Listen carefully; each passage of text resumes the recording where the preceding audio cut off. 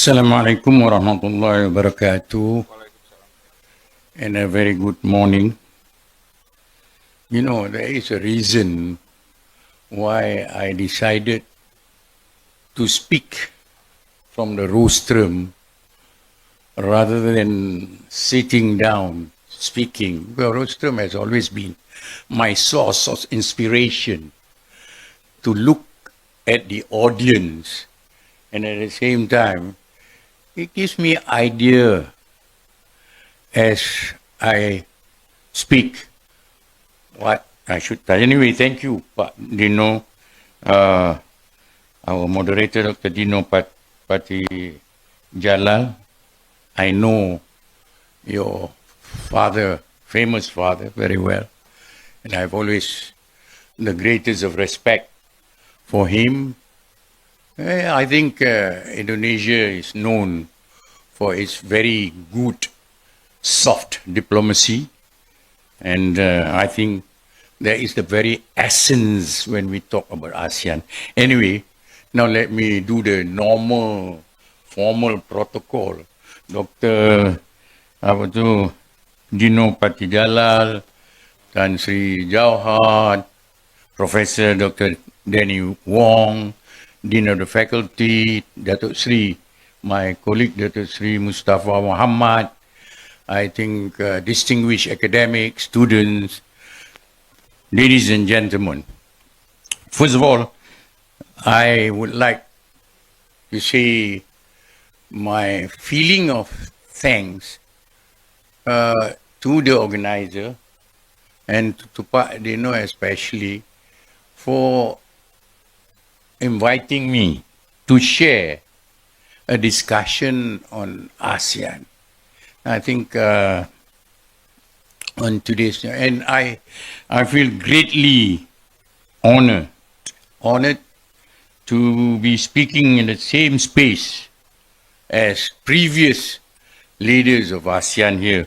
I'm always overawed when Professor Denny say, "Oh, this is a very historical place. It's the first place. It was a wooden place." I'm quite happy that we don't stay wooden, but now it's a very. I think when you go to a place or you are in a place where there is a historical sense for everything, you get the feeling that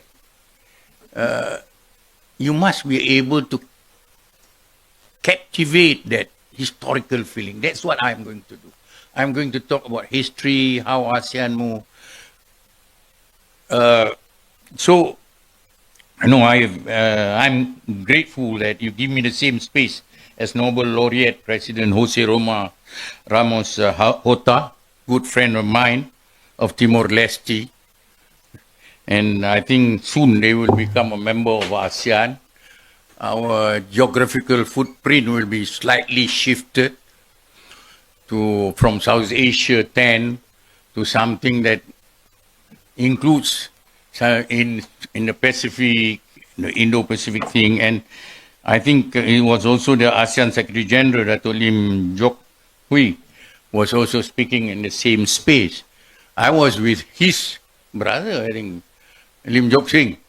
Recently, I think a few weeks ago, we had a discussion organized, called Amity Circle, to discuss the latest geopolitical dynamics in the region as well as the world, as well as ASEAN's role in the context of what is happening around us. I think very interestingly, our moderator started with taking note of Van's speech to the European. I was actually shocked when I heard that speech or listening to the speech from the beginning. I mean, for a US vice president to speak to the Europeans, and I think speaking like a teacher telling their students what you need to do, what you need to correct. And this is just like telling China, you're a peasant. Every one of us would begin from being a peasant, and then we move on. But this is a country that has no history that they can speak. The Europeans have got a longer history. They started to get together, started to introduce all the political models that we are seeing, the nation state concept, and then you are telling them what to do. Actually, it's more of the hegemony of what Dino just mentioned. Europe has always looked at the America as leader. I think in one of the Tan Sri Jawa was there when the German, we were talking about, there was a seminar. While I'm talking, I will be deviating, from, because this is to give it the context. Because ASEAN cannot isolate itself. Somebody, I think a former High Commissioner of Singapore here, he said the problem with ASEAN is that, recently he was saying, the problem with ASEAN, we never looked at what is happening beyond our shores. We only look what is happening closer to us. So what is happening in Europe, all the things that is taking place in Europe, we tend to ignore. We tend, like the Ukraine, say, for example, we are too far from it. It will not impact on us. So now we are seeing that is not possible. We cannot isolate ourselves. We have to be part of the world. We have to be in the mainstream in order for us to be able to play a role. So I think he was saying that, I think this topic that I have chosen to speak is about the topic on ASEAN historical journey and Malaysia, which I think is symbolically relevant to the topic at hand. That's why I have joined in. I think in a time of rising wars between nations, I remember when our founding fathers started to think about ASEAN in 1967, it was for one reason. We do not want to be under the dominance or hegemonic control of any big powers. That was the essence, the core and fundamental principle of our formation. We say we do not want to become a platform for big power rivalry. So we came up with quite a number of things. Subsequently, we came up with Treaty of Amity and Cooperation. We came up with ZOPFAN. ASEAN was always ahead of its time in order not to be dominated. But I'm saying that now that has changed. The dynamics have changed. It's no longer what it was. Maybe we have not fulfilled the true spirit. And I think even in the spirit of Bandung, when we talk about Bandung is a lot of ASEAN leaders then were responsible. I think one of them is Indonesia. Indonesia played a great role. ASEAN is neutral, but at the same time not passive. We are never hegemonic. We want to be our own self. So you can understand our non-interference and all sort of things. So I think in a time of rising wars between nations, ASEAN actually can stand firm as an organization that can build bridges, which is in many ways the spirit of, if we look back at put it in our historical context, our spirit of Gotong Royong. That is what ASEAN was, working together without forcing, trying to convince each other, arriving at consensus, trying to get agreement. But of course, this can be quite frustrating for people who don't understand the way that we move. And this is also, in my view, when we talk about Gotong Royong, it is actually the very thing that is ASEAN. Because ASEAN was formed for mutual cooperation. Gotong Royong is mutual cooperation. This is what we wanted to achieve. Building bridges is precisely how we became a substantial force on the global stage. A sort of superpower. We call ourselves superpower, or now we like to say middle power. A superpower with a population, not a small population, so don't have the complex of, oh, we are small. We are small individually, but I like to see ASEAN interpret and translate itself into a collective organization where our view is a collective view when our action is a collective action that must be respected and given the necessary dignity that it deserves. And we rival, with 600 million population, we rival other superpowers. We have more, our population is more than the US, our population is more than Europe. So all these things are important factors that we should factor in when we are looking at ASEAN. We are, in my view, a testament, you know, because of my age, to the power of unity, and also a testament to the power of diversity. How you create, you know, unity, at the same time, how do you manage your diversity? These are the two important elements that we have done quite, I think, quite well in doing so. We are powerful. You know, part of our culture is not to be arrogant and proud and say you're strong and powerful. This is particularly in our part of the world. Our concept of not making sure that whatever we do, whatever comment we make. I remember one of our European dialogue partners, Luxembourg, when they attended the thing, I don't understand ASEAN. I said, why? You have got a lot of problem within yourself, but you never tell each other off. You see, you have to be polite, and yet the problem is very serious. They are not complying with so many fundamental things that we look at: human rights, at democracy. For us in Europe, we have told them off. I said, that's not the way we do things, but we get things done. We do not speak loudly, but in our quiet diplomacy, behind closed doors, we decide and determine a lot of matters and issues that get us to arrive at a decision. So that's how, you know, I think we have got, economically, we are powerful, our workforce and our natural resources, and politically, with our 10-member nation in engaging, I consider, in a unique and oftentimes criticized form of diplomacy. We have got our own way. So if we look at it since 1967, ASEAN has been guided by the principle of consensus and non-interference. Let me say that I often get frustrated with this non-interference and consensus. But I was less vocal when I was a foreign minister, in order to keep the spirit of ASEAN, in order to make sure that you don't lose face by telling off each other. In our culture, you cannot tell off because you don't want people to lose face. Even the words of your enemy, you say it nicely. So,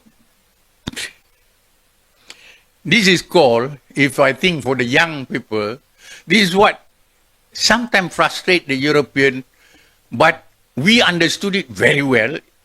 We call it the ASEAN way. Never be aggressive, never be confrontational, but engaging with dialogue and diplomacy. That's what we are. And that's, I think, the very reason why we have survived up to now. You imagine when, I just like to say that, as a foreign minister, say, for example, a foreign minister can comment or criticize a country generally, but you don't criticize a leader of another country personally. That is not diplomatically proper. So even though he is wrong, or you consider that they are not as clever in handling certain contentious matters, but there is a way of saying it. So this is the ASEAN way. I think this approach, the ASEAN way, with the emphasis of the ASEAN way is dialogue, and most importantly, mutual respect. This one has been instrumental, in my view, in maintaining our regional stability. The ASEAN way is often described as slow, You know, because step by step, I remember my colleague always when sometimes Malaysia can be quite aggressive on promoting its ideas and views. You know, you must do step by step. Don't upset our fellow ASEAN member. This step by step, they consider it as slow, cumbersome, and not efficient. So, but if you take, for example, Lao Tzu remind us, take a quotation from the Lao Tzu, nature does not hurry, yet everything is accomplished. You don't have to hurry. Everything is accomplished. You go take step by step, one by one, or in modern terms, if it is in modern terms, this is ASEAN way. In modern terms, they always say, trust the process. You know, I recently talked at the Amity Circle. I said one of the things that I want to talk about is agility of ASEAN. But you talk about process. I prefer to talk about outcome. But then, without the process, you will not have the outcome that you desire. So I think this is important. I think our way, this ASEAN way, values harmony. We put a lot of importance to harmony over haze, relationship, and rhetoric. If you look at ASEAN, doesn't have very much publicity. As an organization, it doesn't have publicity. It doesn't seek to be popular, but it wants to get its work done. So despite the many issues we face today, I feel that we should still recognize that ASEAN project that our founding fathers pursued is a success. Actually, when I say it's a success, I also have listed about 10 criticisms about ASEAN.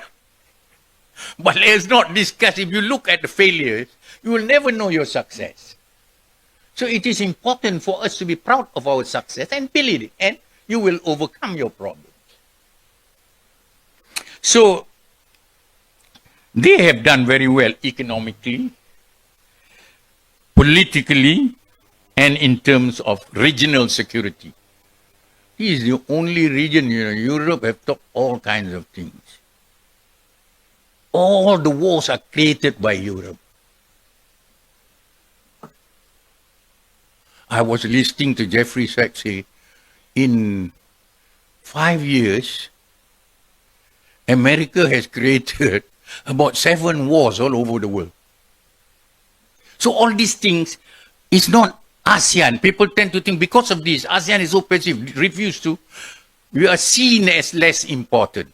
But that is not the way. It is, we want to make sure that the only time I think we went to war with each other, in a small way, was the dispute. And that one also was resolved subsequently. We believe in third-party resolution, conflict resolution through third-party ICJ on the Cambodia-Thai border on the time. But that ultimately was resolved. So even on the, you thought that it would be very difficult to resolve the Aceh issue. It was resolved. Mindanao.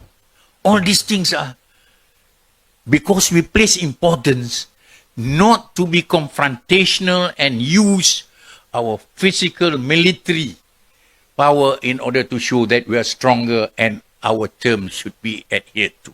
So I think there is not to say that there isn't more work to be done. We certainly face ongoing political and institutional challenges. But when it comes to the original goal of creating a unified regional bloc, ASEAN has undoubtedly succeeded. So and it has done quite well. Today, it stands not as a tool of global superpowers, but as a maturing and diplomatic entity, increasingly recognized and respected on the global stage. I think the creation of ASEAN in 1967, though, through the Bangkok Declaration, this is where We want to form an organization where we work together for mutual respect, for development, and yet we do not want to enter into a formal agreement. ASEAN was formed just by declaration. That's how we started. That's how careful and cautious when it comes to understanding the various issues and sensitivities. It was, we have tested with Malindo, we have tested with ASA. We are regional. I think our feeling of regionalism is very strong. I think background. Seattle, which is a military pact, dominated. If we had gone that way, we would have become part of the. So it's a problem. It will be another NATO. So, but we didn't. Even Tengku, when he was asked, why you don't want to join Seattle? Oh, my rakyat will not accept this because it will be a military pact. So all these things, I think, it is important for us to bring back the historical context of what we were to the present day so that it's easier for us. So, the non-formal agreement, Bangkok Declaration in 1967, to me it was a bold act of regional diplomacy and strategic foresight. In a time of intense global turbulence, at that time it was very difficult. There are a lot of issues and challenges. It came during the height of the Cold War. There was we even believed that if Vietnam falls, there will be a domino theory. Everything will fall and become communist.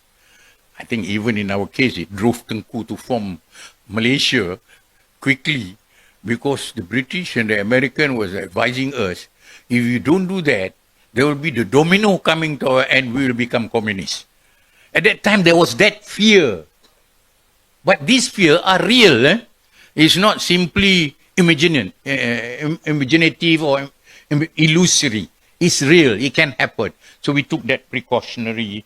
So when South Asia was a geopolitical fault line marked by ideological rivalry, armed conflict, post-colonial fragility, and the looming shadow of superpower intervention, the 5 original members, Indonesia, Malaysia, Philippines, Singapore, and Thailand, understood that only through unity and cooperation could they secure their sovereignty and chart a future independent of external domination.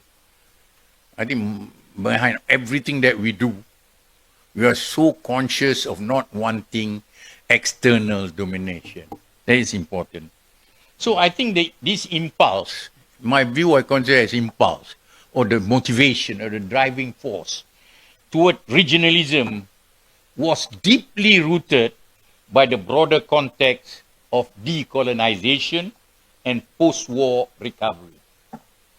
The mid-20th century saw the unraveling of European colonial empires across Southeast Asia as newly independent nations emerged from decades, if not, I think, centuries of foreign rule. These young states face immense challenges. First, we have to consider to rebuild our war-torn economies, and then asserting national identity and avoiding the ideological traps of Cold War alignment. I remember one of the members of parliament in Britain when Malaya sought independence. Interestingly, he was one of the persons who objected to giving Malaya independence because it was a divided country. It has no sense of identity. Each race looks at itself as separate ethnic group. So his remark, in that, if you look at the answer, his remark is that this Malaya is going to be a failed state, and Sri Lanka, at that time Ceylon, would be better. Alhamdulillah, that became a challenge to us. And I think you have to give it, whether you have to give it to Tengku. The type of diplomacy that he plays in order to bring everybody, that has got some goodwill, but lack of trust. There is a deficit, cultural deficit, and everything that we do.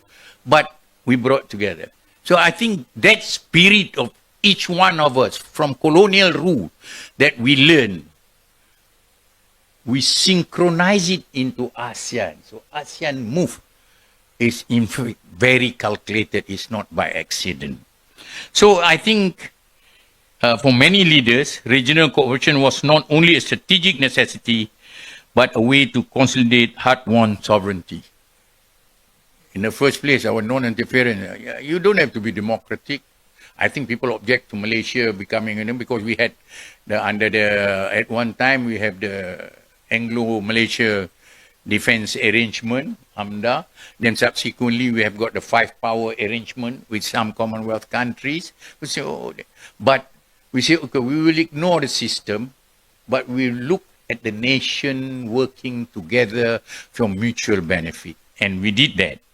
So I think the memory of colonial division and foreign domination drove a determination for us to ensure that South Asia would no longer be a passive arena for great power competition. I think they made a right decision, not to be in it, but an active community of independent nations shaping their own destiny.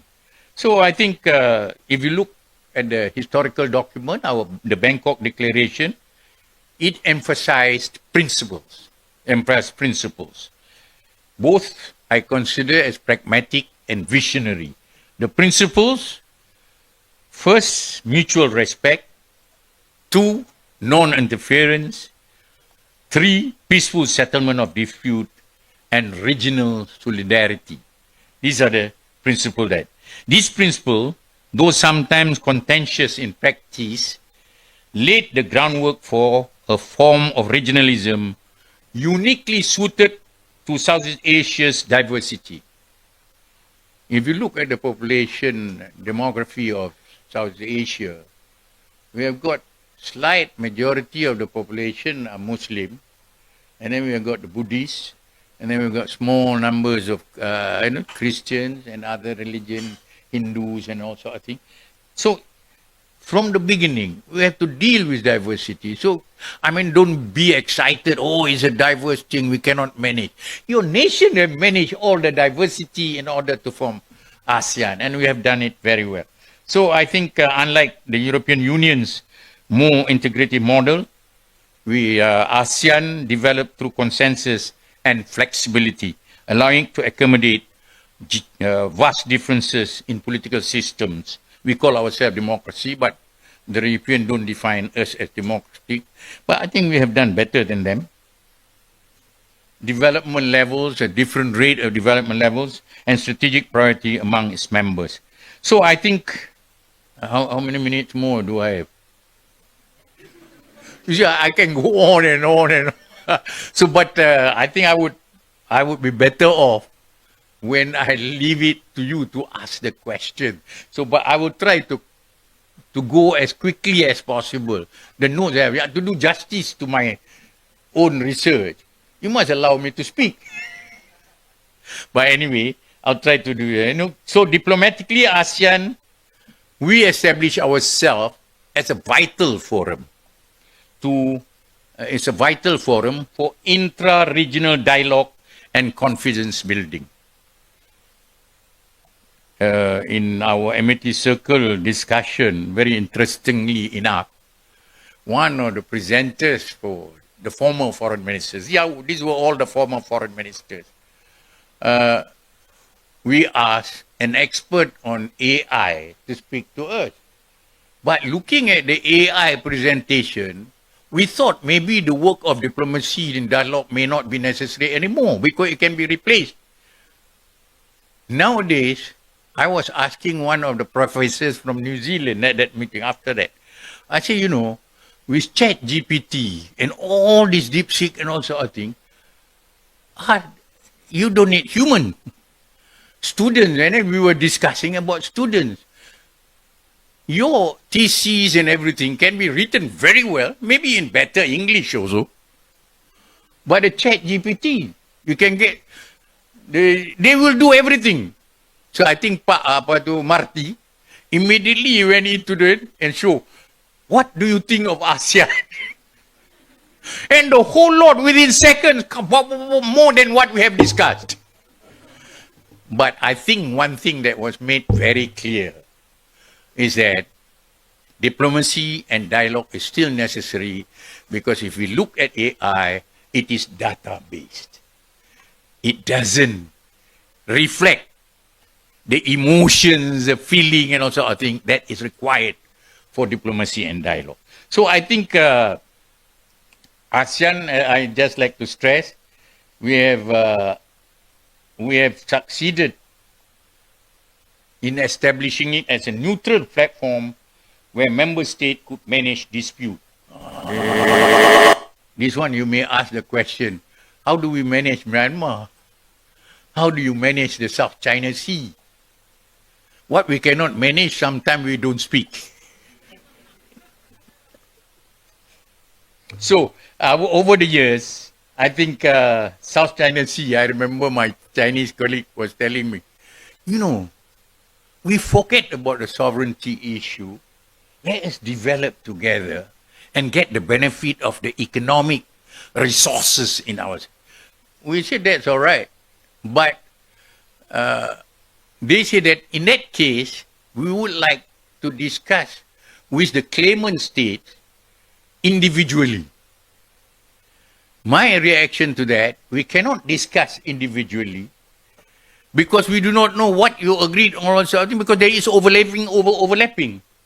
I think this Dino Pak Jalal lebih faham daripada isu ni. So we say no.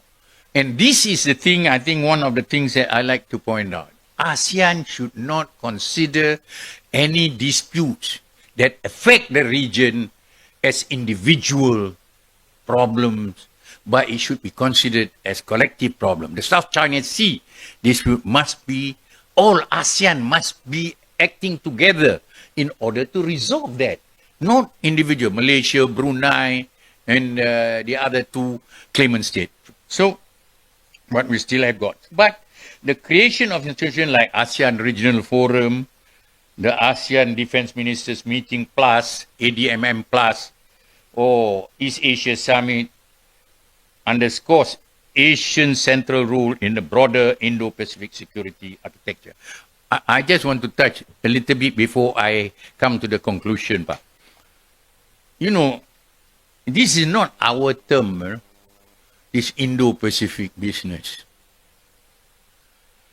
I think it is better for us to stick to Asia-Pacific. Asia-Pacific is a true and bigger regional area that has played a greater role in terms of politics, economic, and history.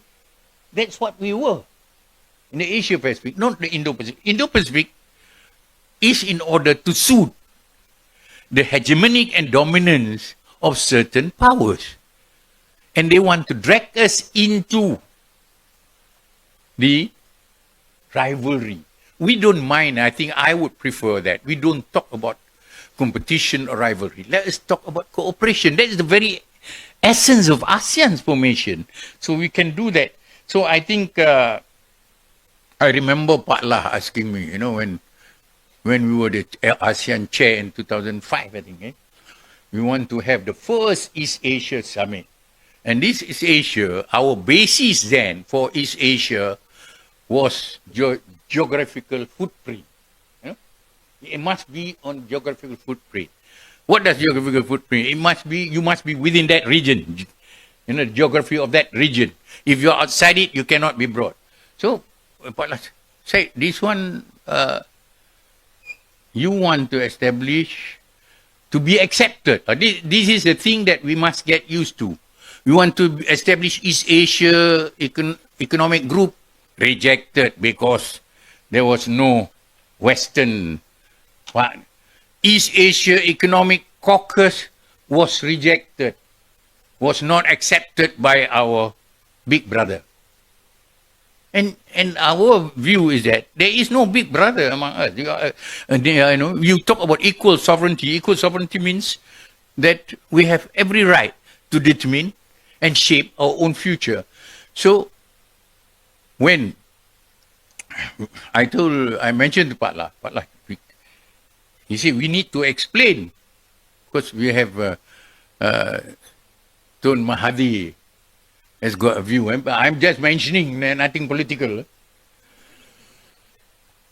We have got a view that if anything, not following the thing, we will be. So I said, Pak La, you may be able, first, this was my word to him when I said, foreign policy actually is not carved in stone. It must be liquid, fluid, based on dictate of time and the dynamics at a certain period. So so what do you want me to speak? I said, now since you want to be accepted by the American, so our East Asia Summit, we include India, Australia, we include. So how do you explain they are no longer East Asia? They are not East Asia. Then Russia came, Lavrov was telling me, you have got a funny way of defining geographic or strategic interest. We have got East Asia in Russia, some parts of Russia, and yet you do not want to include us. So our argument then is that now we want to form East Asia as a strategic partnership, not based on geography, based on interests. And that's how we succeeded in establishing, and in order not to upset Putin too much at that time, because we invited everybody, the leader, Australia, New Zealand, and all these things. So I said, okay, Putin wants to come and attend. I said, yes, but they're not a member of any, because after that there is a meeting of the summit. So I said, we can invite them, but our invitation should be on the basis of a friend of the chair. This is diplomacy. I got all kinds of ways. They cheated the difficulty, overcome the difficulty. So we called friend of the chair before we start the meeting. We invited Putin to make a remark before the meeting. His remark and so on. After he finished, then we started the meeting. He goes out when we begin the meeting. That's diplomacy and dialogue.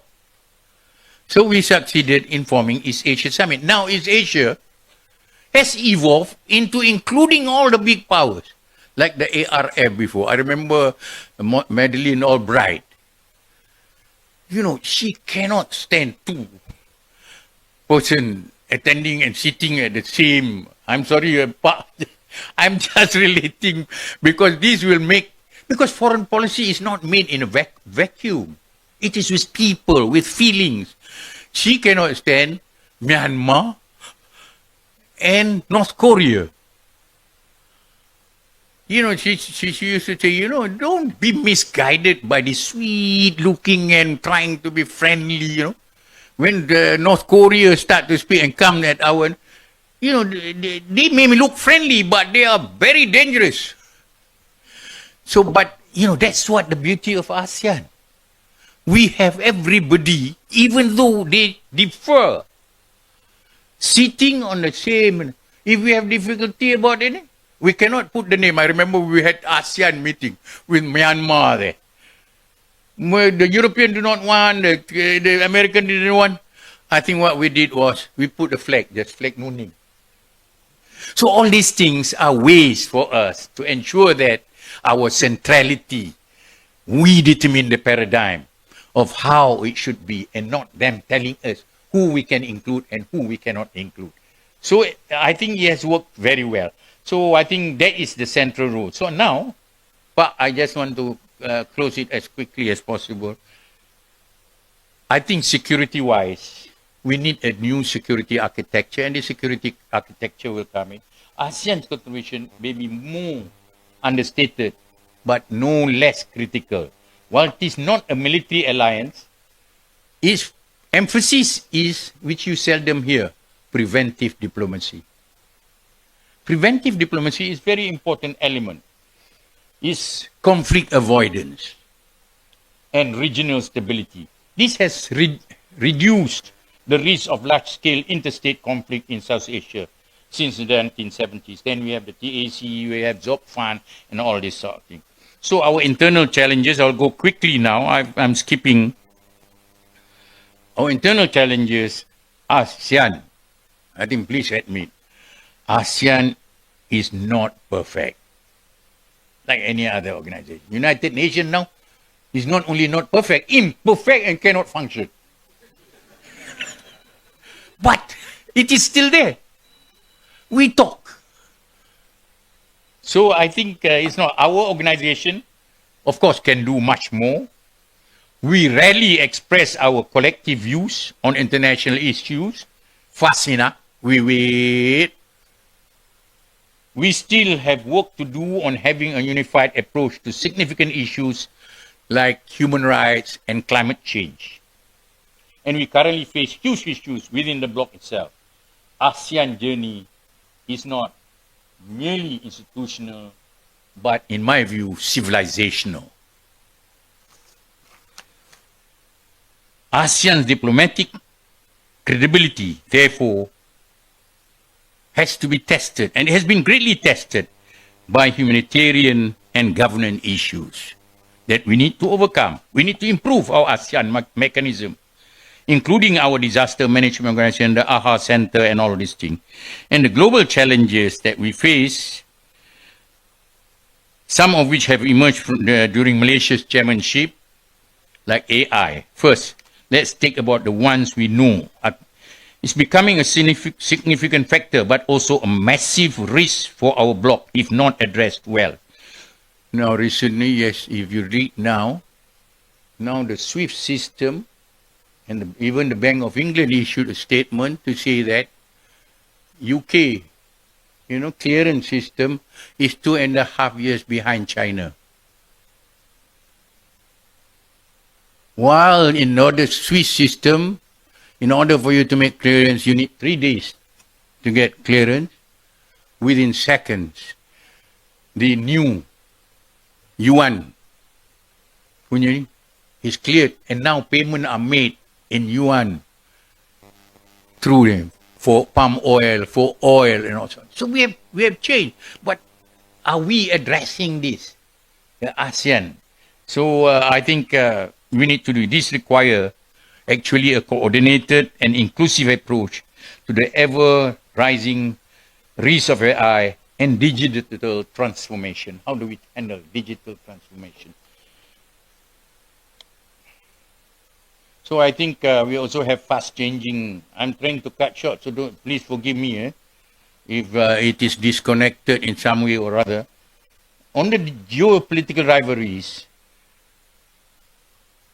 geopolitics now, you must not only talk about multipolar, because the world is no longer a multipolar alone. There is a subpolar and there is sub-sub.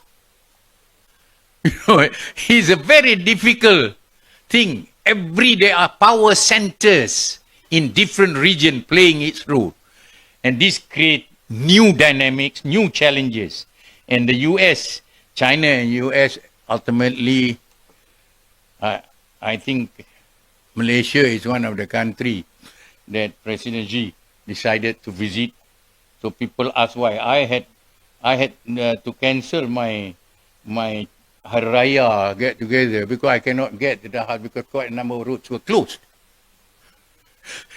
So I think these are the new realities, the realities on the ground that we need to tackle. So, okay, I am going to close it, but if you can bear with me just for a few minutes. What can ASEAN do with all these changes, things are taking place? International experts from other parts of the world are always puzzled with ASEAN's position and capabilities. And it is in a political world that often values large, grandeur, and dramatic statements, ASEAN stands out differently. We use quiet diplomacy, focus on results, and focus on working together, not getting political points over one another. ASEAN aims to generate combined value, not win a zero-sum game.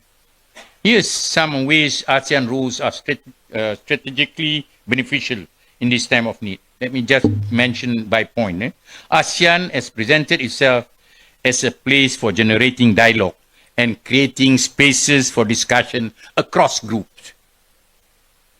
2, if you look at Sun Tzu, The Art of War, he says that the greatest victory is that which requires no battle. And we have done that. Generally, we have no battle, we have no, we don't supply arms to anybody. Millennia ago, Sun Tzu realized that the best, most crucial victory was not through an acting, humiliating defeat of our rivals, like many political actors desire today, but through effective diplomacy, strategic thinking, and the ability to find peaceful solutions. Secondly, ASEAN is a chooser of neutrality. We have chosen neutrality, but not passivity. And don't confuse between neutrality and passivity. This means that this regional bloc is known for its specific position on consensus and non-interference, but also that we still value fundamental principles, including those on human rights.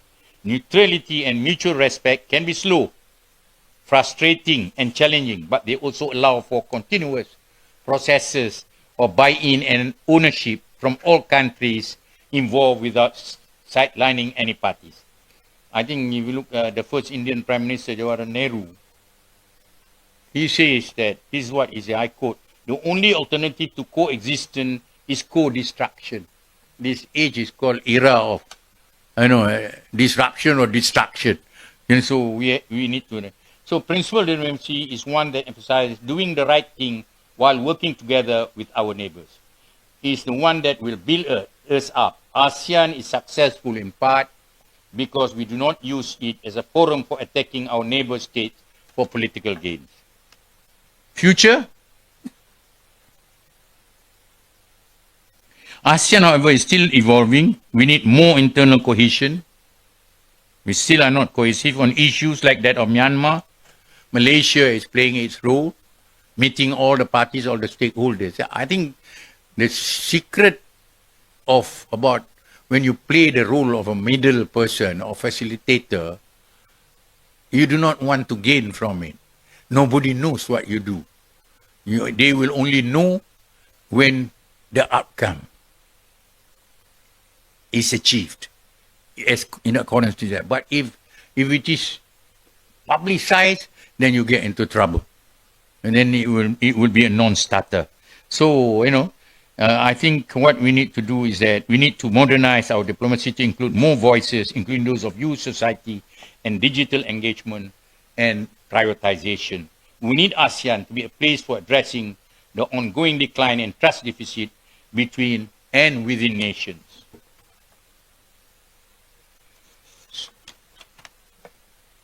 In conclusion, you should be very happy. In conclusion, it is vital, in my view, to reaffirm ASEAN centrality. You cannot be central if you are not doing anything. In order to be central, you have to be at the challenge and to provide. So not as a passive neutrality or inaction, but as a deliberate, values-driven framework for regional stability and cooperation. ASEAN centrality embodies a commitment to bring a convening hub, fostering inclusive dialogue, and maintaining strategic neutrality. So, ladies and gentlemen, remember that centrality in ASEAN is not a given. It must be continually earned through sustained internal cohesion. So, thank you very much for your patience.